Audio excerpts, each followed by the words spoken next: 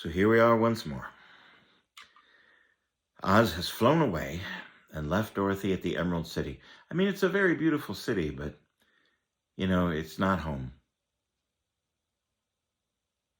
Home is where it's at. So, Wizard of Oz, the wonderful, powerful, terrible Wizard of Oz. Chapter 18, Away to the South. Dorothy wept bitterly at the passing of her hope to get home to Kansas again.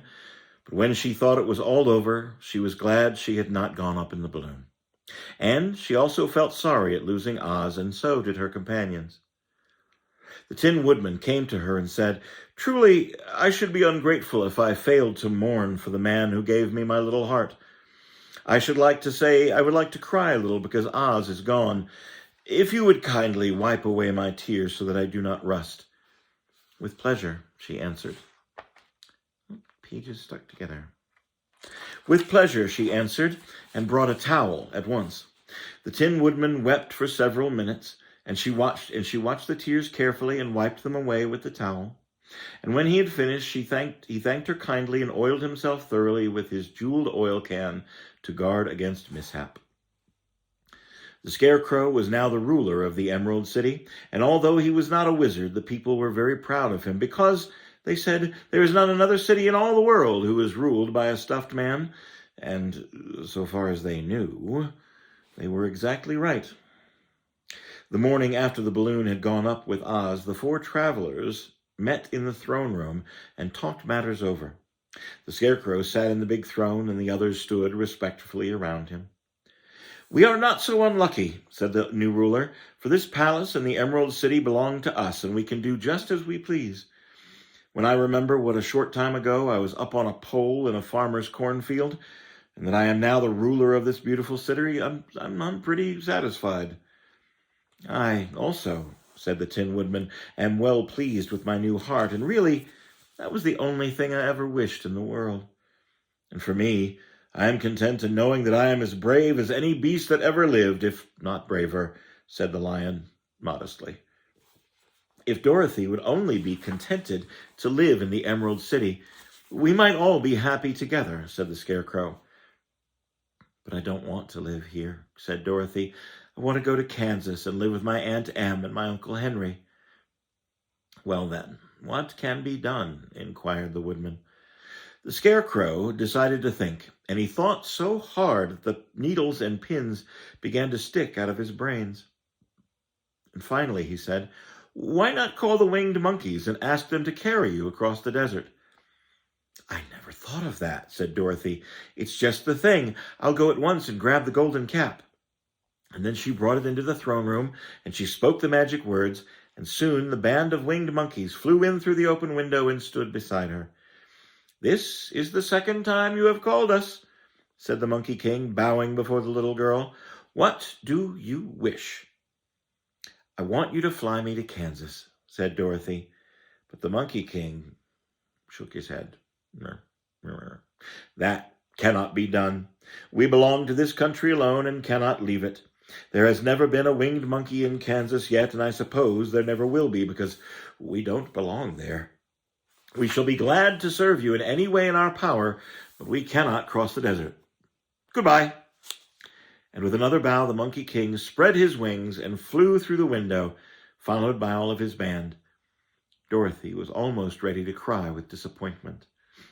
"I have wasted the charm of the golden cap to no purpose, for the winged monkeys cannot help me." "That is very bad," said the tender-hearted Woodman. The Scarecrow was thinking again, and his head bulged so horribly that Dorothy feared it might burst.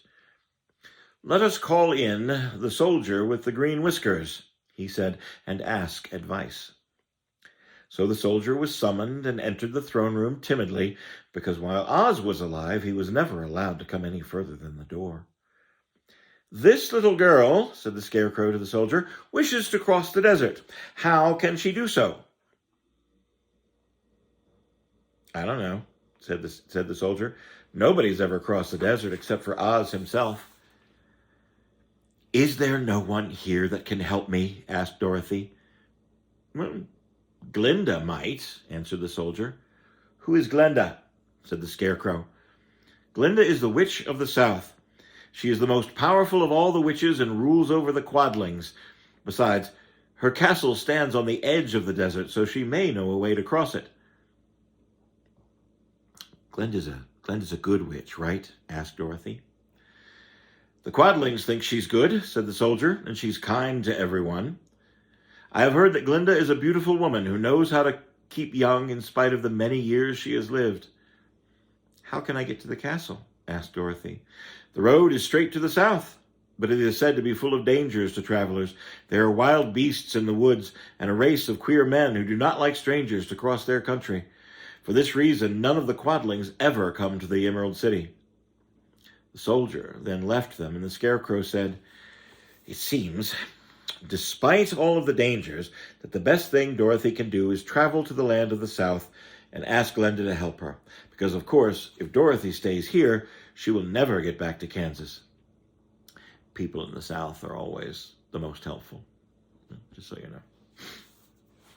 You must have been thinking again, said the woodman. I was, said the Scarecrow. I shall go with Dorothy. Sorry, this page is stuck together again. Sorry about that. I have been thinking, said the Scarecrow.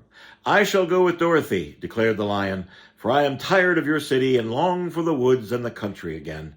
I am really a wild beast, you know. Besides, Dorothy will need someone to protect her. That is true, said the woodman. My axe may be of service, and so I also will go with her to the land of the south. When shall we start? Said the Scarecrow. Are you going? They asked in surprise. Well, yeah, certainly, of course I am. If it wasn't for Dorothy, I should never have had brains. She lifted me from the pole in the cornfield and brought me to the Emerald City. So my good luck is all due to her, and I shall never leave her until she starts back to Kansas for good and all. Thank you, said Dorothy gratefully. You are all very kind to me. But I should like to start as soon as possible. We shall go tomorrow morning, returned the Scarecrow. So now let us all get ready and get some sleep, because it's going to be a very long journey. And so it will be a long journey indeed. But like a good story, like a good book, the journey will take you places. And it's not always the castle at the end. A lot of time, it's enjoying the journey, walking the road with your friends, and watching each other become successful. I hope you're enjoying the story, and we will continue again very, very soon. Thank you.